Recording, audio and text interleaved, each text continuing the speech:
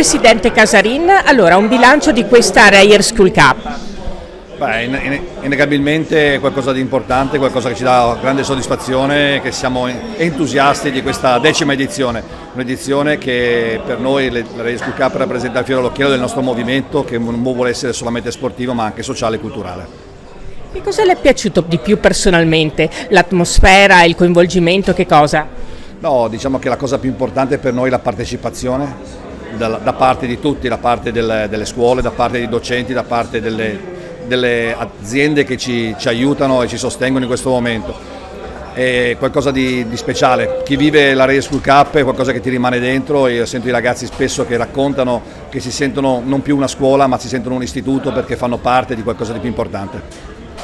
Ecco, un palcoscenico, il Tagliercio, da dove si possono lanciare anche messaggi molto importanti dai giovani per i giovani. È innegabile che c'è un problema che abbiamo cercato di porre attenzione anche noi nel nostro piccolo, che è il bullismo.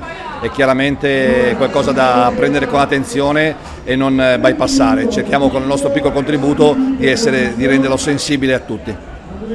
Un Reyer School Cup che anno dopo anno cresce sempre e meglio, ci pare di capire. La nostra mission è di fare sempre meglio in tutte le cose che riusciamo a fare. Sono 10 anni di Reyer School Cup, sono 20 anni di Umana Reyer il prossimo, quindi è qualcosa che ci inorgoglisce e vogliamo essere qualcosa di importante per la nostra città. Coach Pozzecco, cosa pensa di una manifestazione come la Reyer School Cup?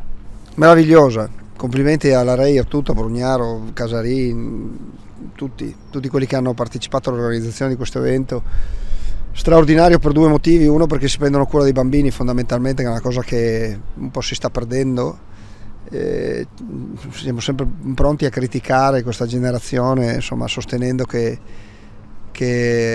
siano sempre attaccati alla tecnologia, però poi in realtà noi non facciamo poco niente perché tutto ciò non avvenga. Invece manifestazioni del genere gli aiutano a fare cose diverse dal stare con il cellulare in mano.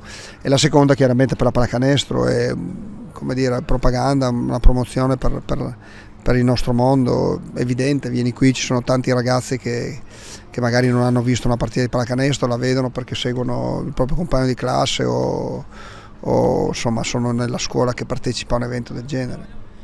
Tanto affetto anche nei suoi riguardi, coach. Tantissimi hanno voluto fare selfie con lei, giusto per dire. Sì, sì, mi fa piacere, lo faccio volentieri, e penso che sia anche un po' una responsabilità, ricoprendo un ruolo istituzionale, quella di rendermi disponibile in qualsiasi situazione mi si crei.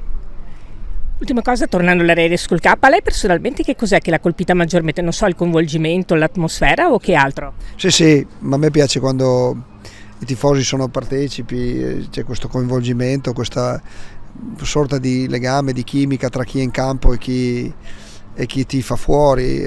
Insomma, un sano tifo è una delle cose più belle che ho visto oggi.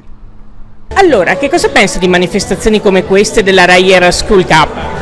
Allora, è un evento, io sono stato anche presidente del settore scolastico e da 10 anni conosco questo evento, ed è un evento unico nel suo genere, che ogni anno diventa sempre più coinvolgente, coinvolge sempre un maggior numero di istituti superiori.